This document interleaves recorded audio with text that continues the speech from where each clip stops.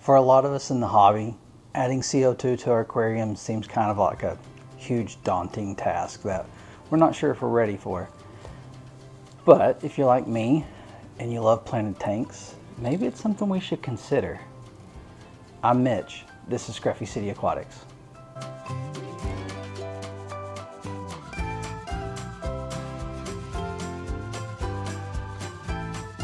Adding CO2 to the 75-gallon planted tank that's behind me has been something that I've wanted to do for a very long time.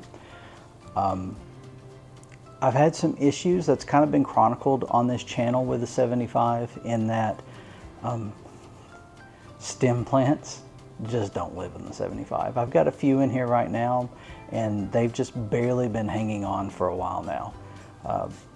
What I've found to be the case, I've upgraded the light. You just recently saw the unboxing, or you may have seen it. If not, maybe you should check out that video. But I did an unboxing of the Aquarium Co-Op light, which they sent to me.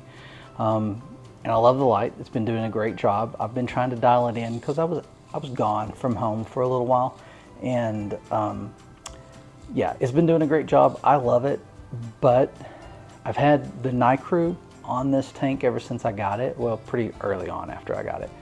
And it's been doing all right. It wasn't that bad. It wasn't a horrible light. I would recommend it to someone who's looking for a budget light. It did me good, and I've got it put back as a backup for when I need it, if I need it. Hopefully I never need it. I've been able to do all kinds of plants, but I've not been able to do the stem plants that I really wanted to get into. And the more I tested and the more I tried, and when I talked to people, and Tanner's helped me out quite a bit, and Stephen P. and Kelly Foreman, talking with them about KH. I believe my KH was the culprit and the problem, and the only way for me to get around that is CO2. So I started making plans to maybe add CO2 before the end of this year, and that was the plan. It's a couple $100 to get into CO2, to get an okay CO2 regulators, more than $100. $200 is probably for a good one, and then a tank is around $100. So $200 to $300 is kind of the entry fee there, and that's not including everything, because there's still a few things you would need, but that's roundabout what it would cost you. Jump forward a little bit, and I had an opportunity present itself in that Aquarium Co-op offered to send me their CO2 regulator. So I do need to say that, in a sense, this video is sponsored, and many videos to come as I chronicle the CO2. I'm extremely thankful to Aquarium Co-op. I've talked about Aquarium Co-op on this channel a lot. If you don't like Aquarium Co-op, you probably don't watch my channel. But I've been in the hobby now for about 10 years, and I've had a planted tank for about 8 of those. And it really was Aquarium Co-op that helped me learn how to take care of a planted tank, and helped me learn about plants and things like that. I've been very, very thankful for all that Aquarium Co-op has put into the hobby, and I think they've done a great job of balancing supporting the hobby and running a successful business. And I really admire them for that. There's a lot of great people there who I actually do get an opportunity to speak with from time to time, not like in person or anything, but over the internet. And I think they're all great hobbyists, aquarists who love the hobby and do want to make it better. And they put out great products trying to do that. So I was excited to be able to give this a try. It was the one that I was leaning towards because the price point, I think it's like $125. It might be $150, but I think it's like $125. And I felt like it was probably a good fit for me and the 75. I know it is it's expandable, so I could put, everybody keeps telling me, ooh, you got one that's easily expandable, so you can put it on more tanks. The 75 kind of sits on an island here. I'm not going to be able to run CO2 to another tank. It really is just like right here, unless I start going up with tanks.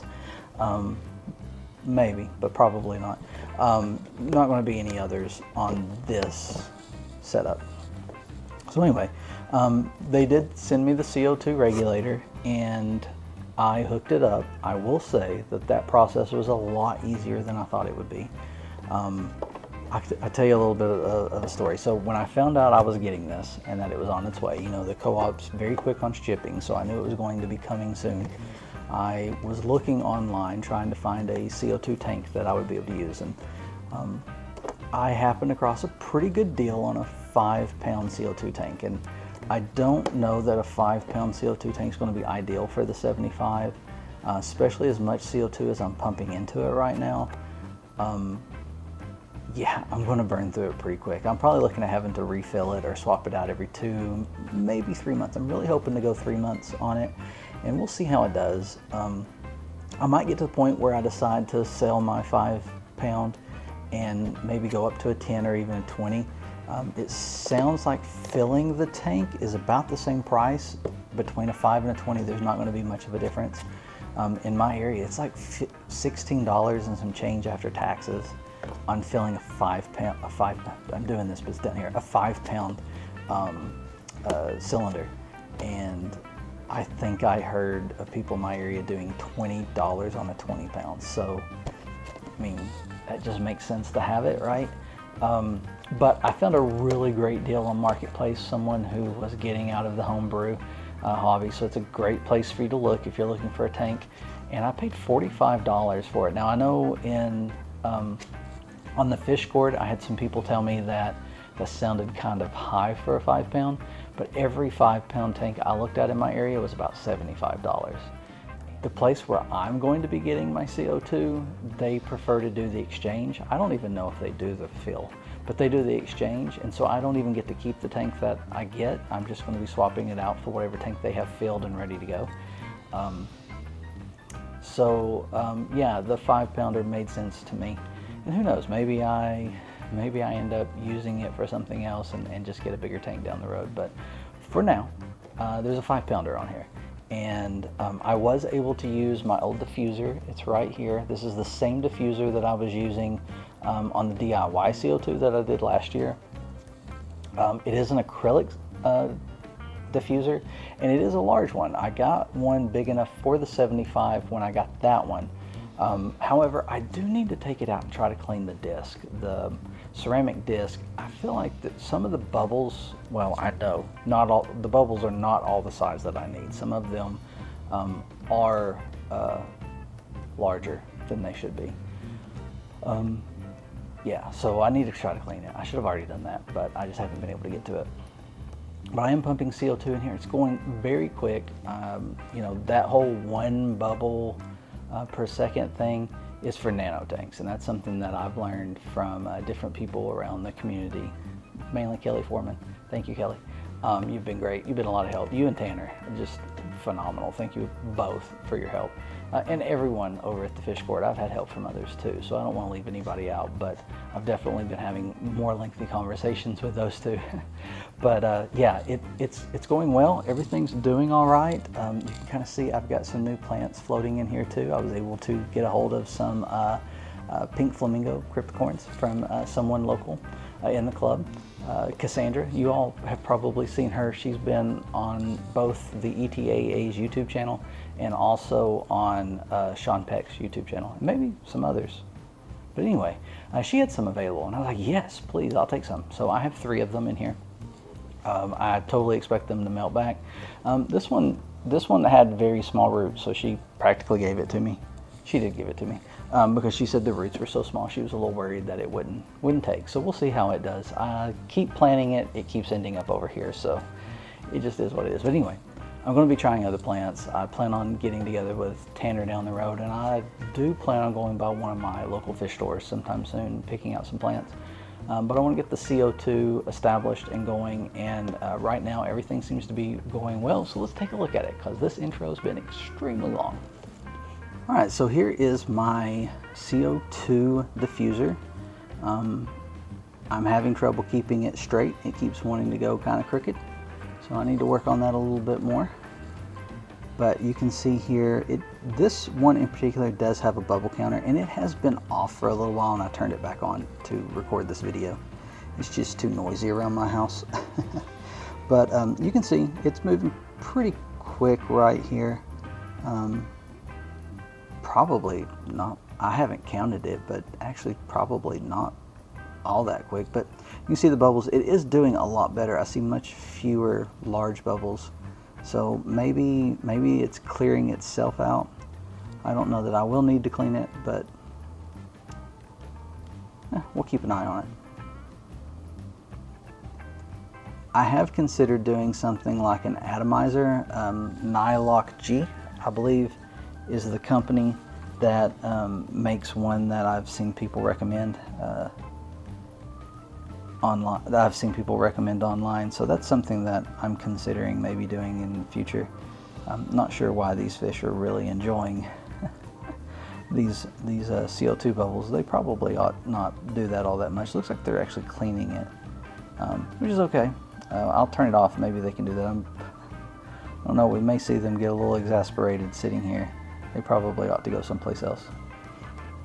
I do currently have it underneath my intake for the canister filter, and this is it needs to be cleaned, honestly. But this is the pre-filter sponge that I have. It is also an Aquarium Co-op product, but I have used this thing ever since I first came across it, and it does an excellent job of catching stuff. And you see the fish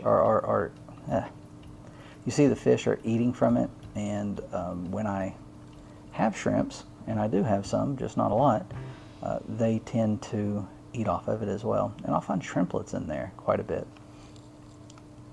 I cannot get a good picture of it. Oh, here it is.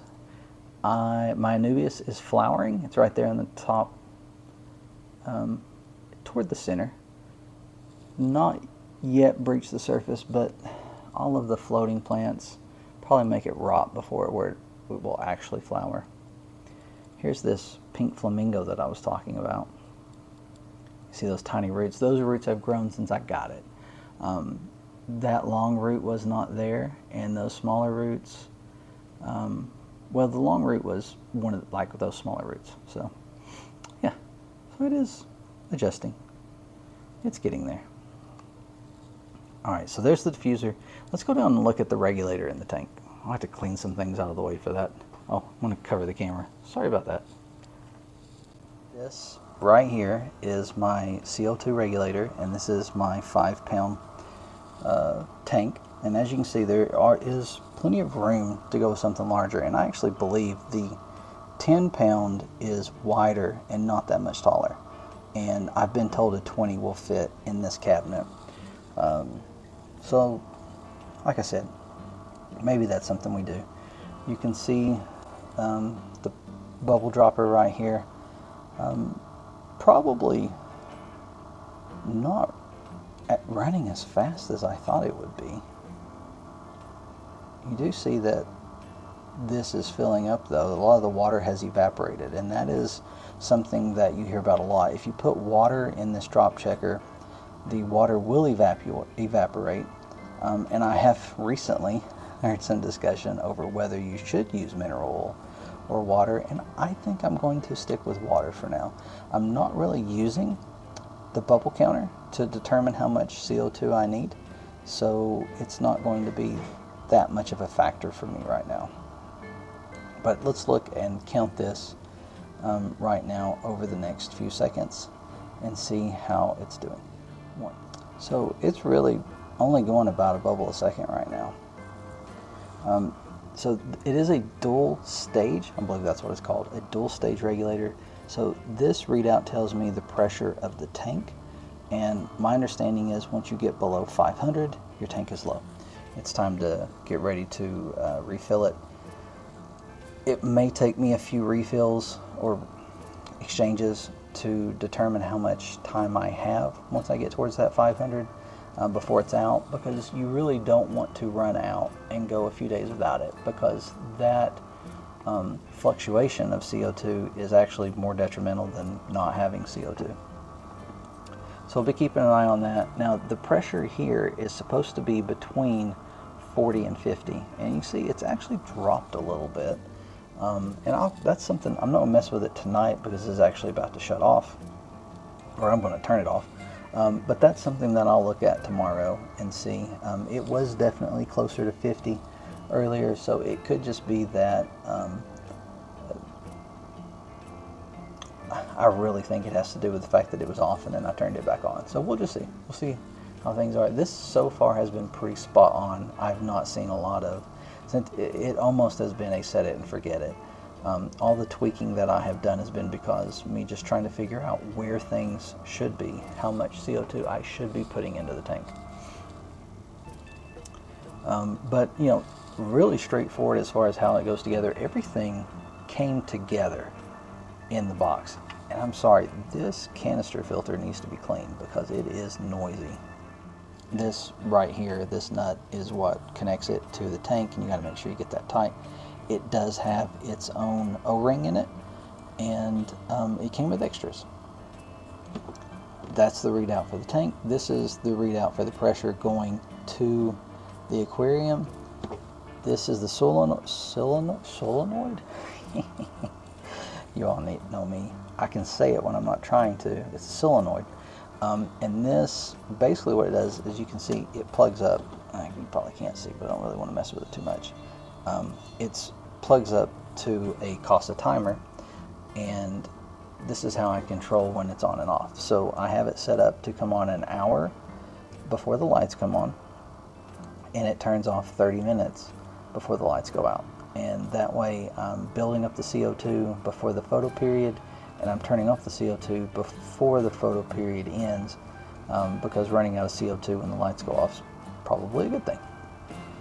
And you see this arrow, if you were adding another line to it, another tank, you would put it between these two, and it, if you got it from the co-op, and I don't know if they're universal or not, but if you got it from the co-op, that would have another arrow, because the one pointing up is always the last one.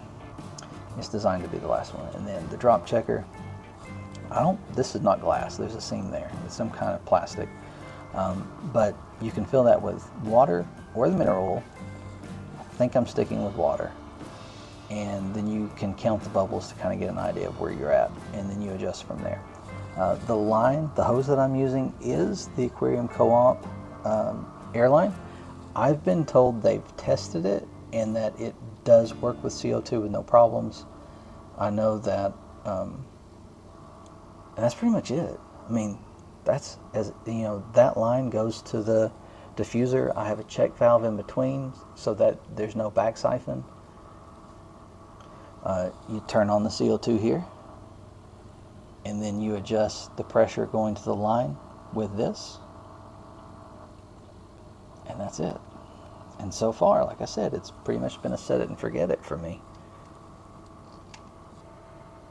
Alright, so that is the drop checker that I'm using, and I'm not really like basing everything I do off of that, but I am using it as a tool.